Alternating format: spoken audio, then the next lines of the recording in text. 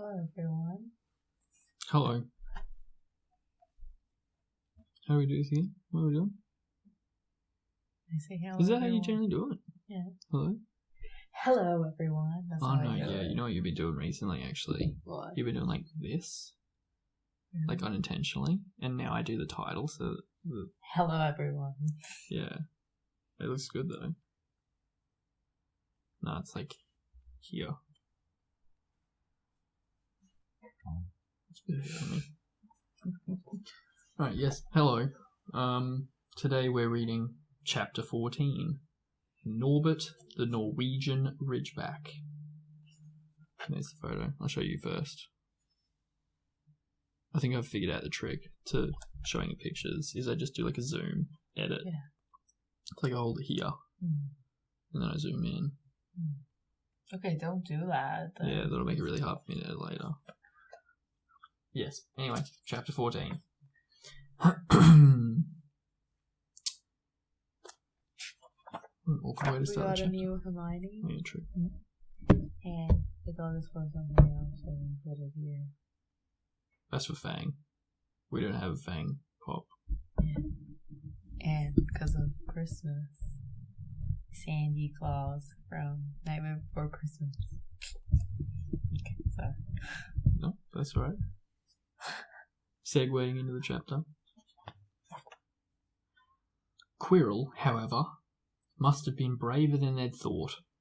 In the weeks that followed, he did seem to be getting paler and thinner, but it didn't look as though he'd cracked yet. Every time they passed the third-floor corridor, Harry, Ron, and Hermione would press their ears to the door to check that Fluffy was still growling inside. Snape was sweeping about in his usual bad temper, which surely meant that the stone was still safe. Whenever Harry passed Quirrell these days, he gave him an encouraging sort of smile, and Ron had started telling people off for laughing at Quirrell's stutter. Hermione, however, had more in her mind than the Philosopher's Stone. She had started drawing up revision timetables and colour-coding all her notes. Harry and Ron wouldn't have minded, but she kept nagging them to do the same. Hermione, the exam are ages away. 10 weeks, Hermione snapped. That's not ages. That's like a second to Nicholas Flamel. But we're not 600 years old, Ron reminded her. Anyway, what are you revising for? You already know it all. What am I revising for? Are you mad? You realise we need to pass these exams to get into the second year. They're very important. I should have started studying a month ago. I don't know what's got into me. Unfortunately, the teachers seemed to be thinking along the same lines as Hermione. They piled so much homework on them that the Easter holidays weren't nearly as much fun as the Christmas ones. It was hard to relax with Hermione next to you reciting the 12 uses of dragon's blood or practicing wand movements. Moaning and yawning, Harry and Ron spent most of their free time in the library with her, trying to get through all their extra work. I'll never remember this, Ron burst out one afternoon, throwing down his quill and looking longingly out the library window. It was the first really fine day they'd had in months.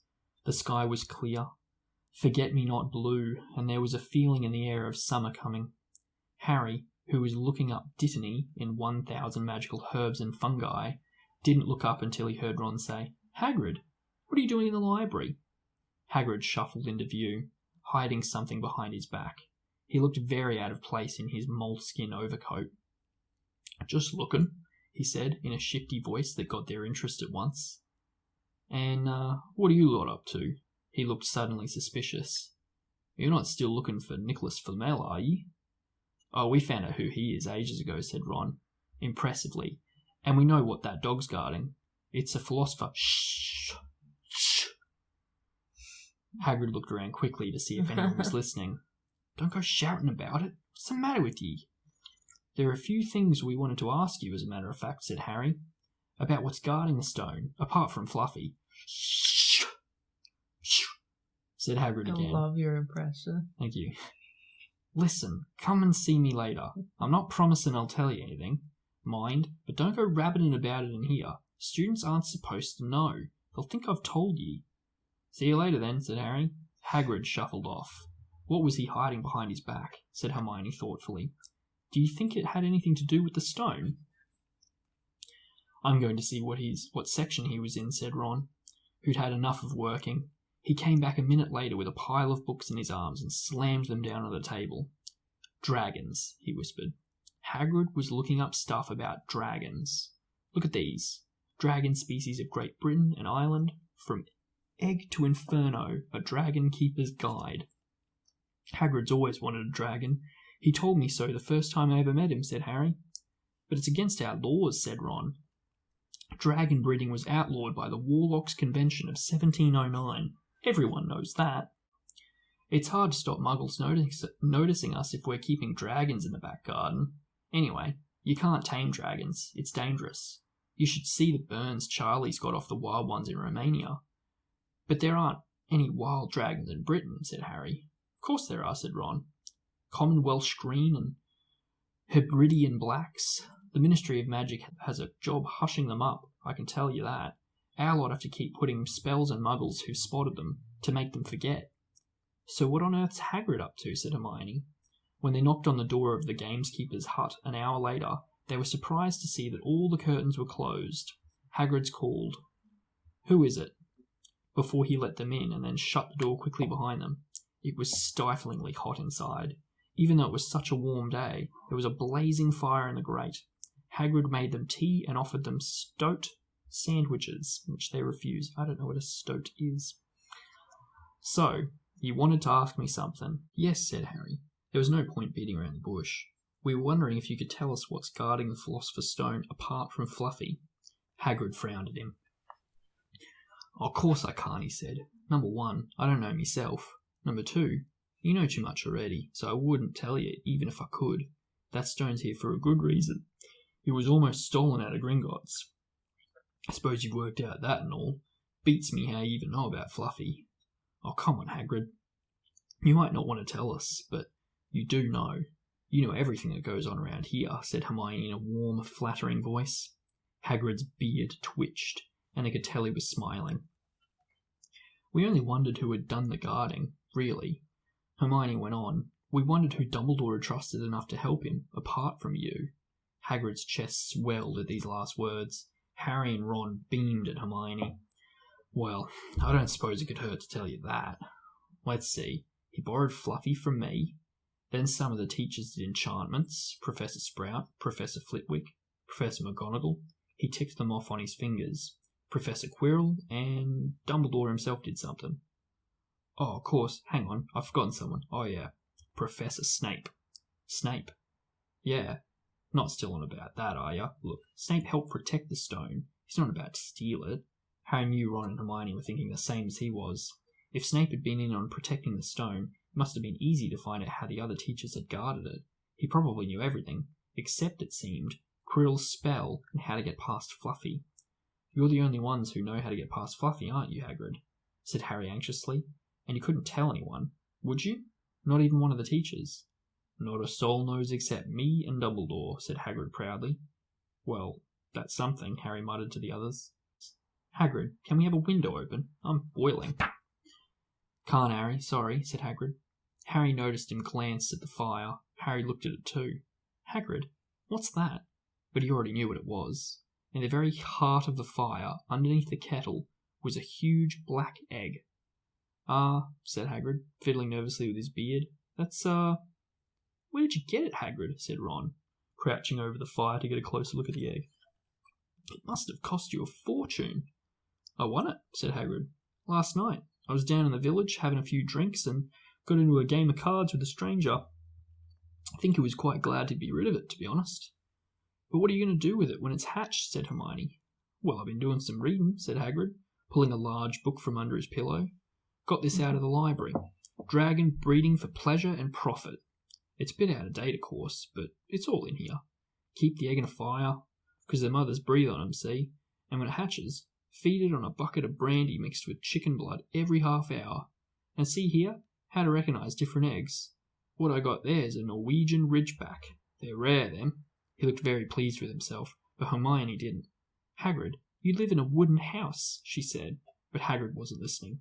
He was humming merrily as he stoked the fire. So now they had something else to worry about. What might happen to Hagrid if anyone found out he was hiding an illegal dragon in his hut? Wonder what it's like to have a peaceful life, Ron sighed. As evening after evening they struggled through all the extra homework they were getting. Hermione had now started making revision timetables for Ron and Harry too. It was driving them mad. Then one breakfast time, Hedwig brought Harry another note from Hagrid. He had written only 2 words. "It's hatching." Ron wanted to skip herbology and go straight down to the hut. Hermione wouldn't hear of it. "Hermione, how many times in our lives are we going to see a dragon hatch? We've got lessons. We'll get into trouble. And that's nothing to what Hagrid's going to be when someone finds out what he's doing." "Oh, shut up," Harry whispered. Malfoy was only a few feet away, and he had stopped dead to listen. How much had he heard? Harry didn't like the look on Malfoy's face at all. Ron and Hermione argued all the way to herbology, and in the end, Hermione agreed to run down to Hagrid's with the other 2 during morning break. When the bell sounded from the castle at the end of their lesson, the 3 of them dropped their trowels at once and hurried through the grounds to the edge of the forest. Hagrid greeted them looking flushed and excited. "It's nearly out," he ushered them inside. The egg was lying on the table. There were deep cracks in it. Something was moving inside. A funny clicking noise was coming from within. They all drew their chairs up close to the table and watched with bated breath. All at once there was a scraping noise, and the egg split open. The baby dragon flopped onto the table. It wasn't exactly pretty. Harry thought it looked like a crumbled black umbrella. Its spiny wings were huge compared to its skinny jet body, and it had a long snout with wide nostrils, stubs of horns, and bulging orange eyes. It sounds like the How to Train Your Dragon dragon. Yeah, like how it's described. It sneezed. A couple of sparks flew out of its snout. "Isn't he beautiful?" Hagrid murmured. He reached out a hand to stroke the dragon's head. It snapped at his fingers, showing pointed fangs. "Bless him. Look, he knows his mummy," said Hagrid. "Hagrid," said Hermione, "how fast do Norwegian Ridgebacks grow exactly?" Hagrid was about to answer when the colour suddenly drained from his face. He leapt to his feet and ran to the window. "What's the matter?" Someone was looking through the gap in the curtains. "It's a kid. He's running back up to the school."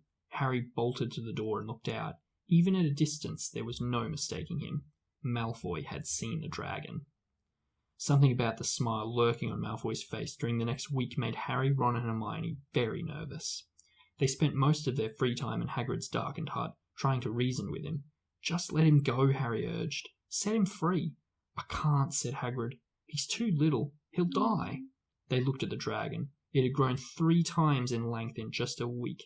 Smoke kept furling out of its nostrils. Hagrid hadn't been doing his gamekeeping duties, because the dragon was keeping him so busy. There were empty brandy bottles and chicken feathers all over the floor. "I've decided to call him Norbert," said Hagrid, looking at the dragon with misty eyes. "He really knows me now. Watch. Norbert, Norbert, where's Mummy?" "He's lost his marbles," Ron muttered in Harry's ear. "Hagrid," said Harry loudly, "give it a fortnight, and Norbert's going to be as long as your house. Malfoy could go to Dumbledore at any moment." Hagrid bit his lip. I know. I can't keep him here forever, but I just can't dump him. I can't." Harry suddenly turned to Ron. "Charlie," he said. "You're losing it too," said Ron. "I'm Ron, remember?" "No, Charlie, your brother Charlie in Romania, studying dragons. We could send Norbert to him. Charlie can take care of him, and then put him back in the wild." "Brilliant," said Ron. "How about it, Hagrid?" And in the end, Hagrid agreed that they could send an owl to Charlie to ask him. The following week dragged by. Wednesday night found Hermione and Harry sitting alone in the common room, long after everyone else had gone to bed. The clock on the wall had just chimed midnight when the portrait hole burst open. Ron appeared out of nowhere as he pulled off Harry's invisibility cloak. He had been down at Hagrid's hut, helping him feed Norbert, who was now eating dead rats by the crate. "It bit me," he said, showing him his hand, which was wrapped in a bloody handkerchief. "I'm not going to be able to hold a quill for a week. I tell you, that dragon's the most horrible animal I've ever met. But the way Hagrid goes on about it, you'd think it was a fluffy little bunny rabbit. When it bit me, he told me off for frightening it, and when I left, he was singing a lullaby." There was a tap on the dark window. "It's Hedwig," said Harry, hurrying to let her in. "She'll have Charlie's answer." The 3 of them put their heads together to read the note. "Dear Ron, how are you? Thanks for the letters. I'd be glad to take the Norwegian Ridgeback, but it won't be easy getting him here. I think the best thing will be to send him over with some friends of mine who are coming to visit me next week. Trouble is, they mustn't be seen carrying an illegal dragon. Could you get the Ridgeback up the tallest tower at midnight on Saturday? They can meet you there and take him away while it's still dark. Send me an answer as soon as possible. Love, Charlie. They looked at each other. We've got the invisibility cloak, said Harry. It shouldn't be too difficult. I think the cloak's big enough to cover two of us, said Norbert. It was a mark of how bad the last week had been that the other two agreed with him. Anything to get rid of Norbert and Malfoy. There was a hitch. By next morning, Ron's bitten hand had swollen to twice its usual size. He didn't know whether it was safe to go to Madame Pomfrey. Would she recognise a dragon bite? By the afternoon, though, he had no choice. The cut had turned a nasty shade of green. It looked as if Norbert's fangs were poisonous. Harry and Hermione rushed up to the hospital wing. No, they got rid of Norbert like the next day in the movie. Dumbledore did as well. Yeah. Harry and Hermione rushed up to the hospital wing at the end of the day to find Ron in a terrible state in bed. It's not just my hand, he whispered, although that feels like it's about to fall off. Malfoy told Madame Pomfrey he wanted to borrow one of my books so he could come and have a good laugh at me. Kept threatening to tell her what really bit me. I've told her it was a dog, but I don't think she believes me. I shouldn't have hit him at that Quidditch match. That's why he's doing this. Harry and Hermione tried to calm Ron down. It'll all be over at midnight on Saturday, said Hermione, but this didn't soothe Ron at all. On the contrary, he sat bolt upright and broke into a sweat. Midnight on Saturday, he said in a hoarse voice. Oh, no. Oh, I've just remembered. Charlie's letter was in that book Malfoy took. He's going to know we're getting rid of Norbert. Harry and Hermione didn't get a chance to answer. Madame Pomfrey came over at that moment and made them leave, saying Ron needed sleep. It's too late to change the plan now, Harry told Hermione. We haven't got time to send Charlie another owl, and this could be our only chance to get rid of Norbert. We'll have to risk it. And we've got the invisibility cloak. Malfoy doesn't know about that. They found Fang the boarhound sitting outside with a bandaged tail when they went to tell Hagrid, who opened a window to talk to them. I won't let you in, he puffed. Norbert's a tricky stage. Nothing I can't handle. When they told him about Charlie's letter, his eyes filled with tears, although that might have been because Norbert had just bitten him on the leg. Ah, it's all right. He only got my boot. Just playing. It's only a baby after all. The baby banged its tail on the wall, making the windows rattle. Harry and Hermione walked back to the castle, feeling Saturday couldn't come quickly enough. They would have felt sorry for Hagrid when the time came for him to say goodbye to Norbert, if they hadn't been so worried about what they had to do. It was a very dark, cloudy night, and they were a bit late arriving at Hagrid's hut, because it had to wait for Peeves to get out of the way in the entrance hall, where he'd been playing tennis against the wall. Hagrid had Norbert packed and ready in a large crate. He's got lots of rats and some brandy for the journey, said Hagrid in a muffled voice, and I've packed his teddy bear just in case he gets lonely. From inside the crate came ripping noises that sounded as though From inside the crate came ripping noises that sounded to Harry as though Teddy was having his head torn off. Bye-bye, Norbert, Hagrid sobbed, as Harry and Hermione covered the crate with the invisibility cloak and stepped underneath it themselves. Mummy will never forget you. How they managed to get the crate back up to the castle, they never knew. Midnight ticked nearer as they heaved Norbert up the marble staircase in the entrance hall and along the dark corridors. Up another staircase, then another. Even one of Harry's shortcuts didn't make the work much easier. Nearly there, Harry panted as they reached the corridor beneath the tallest tower. Then a sudden movement ahead of them made them almost drop the crate. Forgetting that they were already invisible, they shrank into the shadows, staring at the dark outlines of two people grappling with each other. 10 feet away, a lamp flared. Professor McGonagall, in tartan dressing gown and a hairnet, had Malfoy by the ear.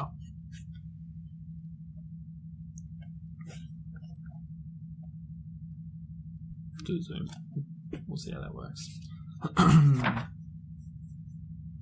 Detention, she shouted, and 20 points from Slytherin, wandering around in the middle of the night. How dare you?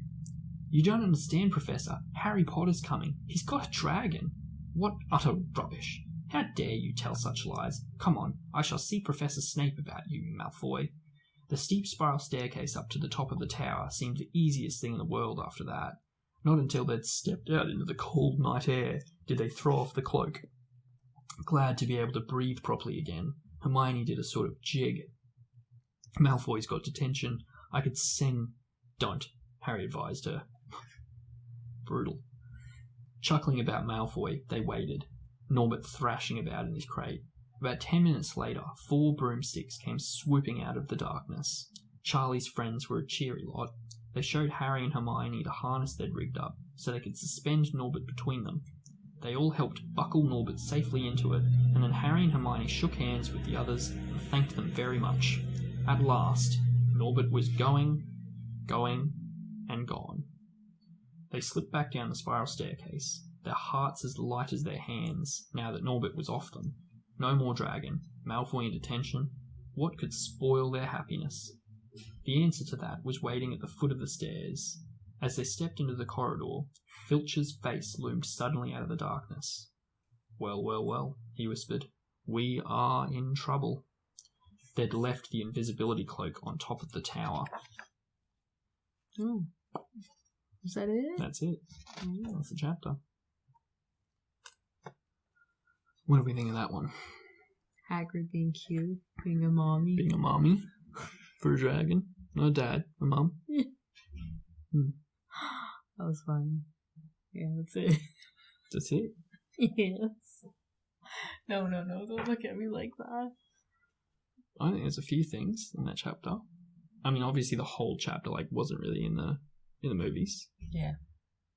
Because in the movies, they saw the dragon hatch. Little. Yeah. Yeah, and then the next day he was like, Dumbledore's sent him off to a colony, that whole thing. Yeah.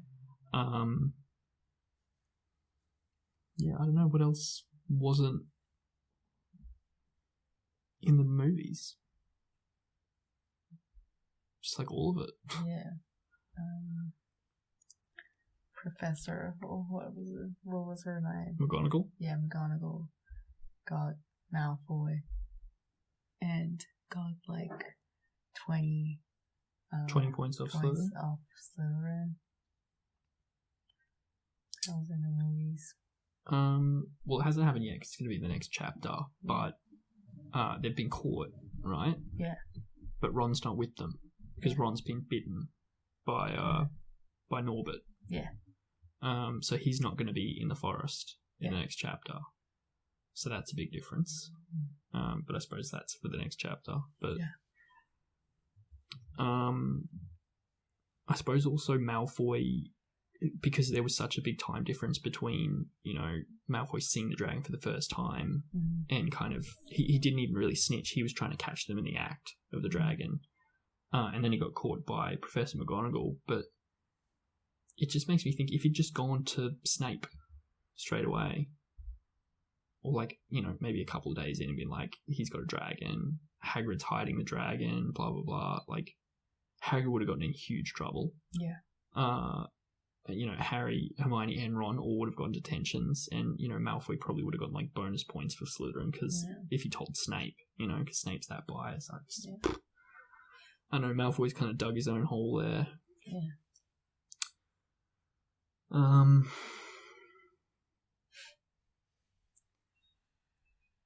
Yeah, the fact that Madame Pomfrey doesn't recognise dragon bites, because she's the MVP of healing, yet she doesn't know what a dragon bite looks like.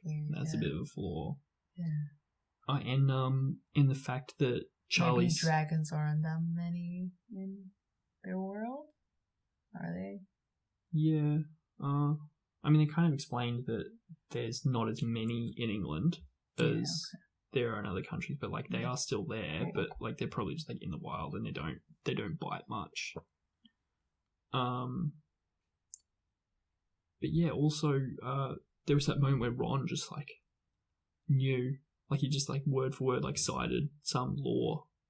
Everybody knows that dragon law from 1876 or some crap like that. He just off his cuff, he was just yeah, I know this, really obscure dragon law that says you can't do that. Sometimes he knows some Yeah, stuff. no, he's more intelligent than he lets on sometimes. Yeah. Yes, dragon breeding was outlawed by the Warlocks Convention of 1709. Everyone knows that. Yeah, You're okay. wrong. You know that. Yeah, Because fine. all of your family were wizards. Mm. You probably heard from them somehow. But yeah, I think the biggest flaw in that chapter, I feel like I'm pointing out a lot of flaws in this chapter. That's not my intention, but the fact that Charlie Weasley's friends just like flew into Hogwarts. I didn't get that. I was like, what?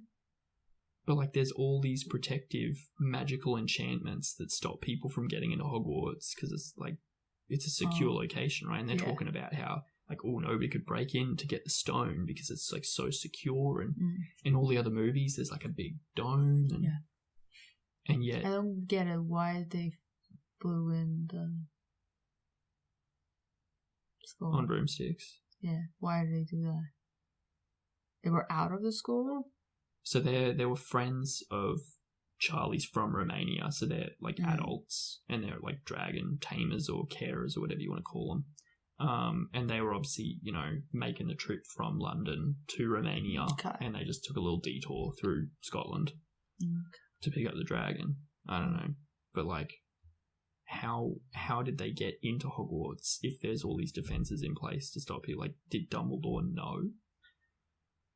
I can only assume that he did. I can only assume that he knew. Yeah. Get the dragon, so they can get the dragon. So why didn't Dumbledore do anything about it, you reckon? What? Why didn't Dumbledore do anything about it?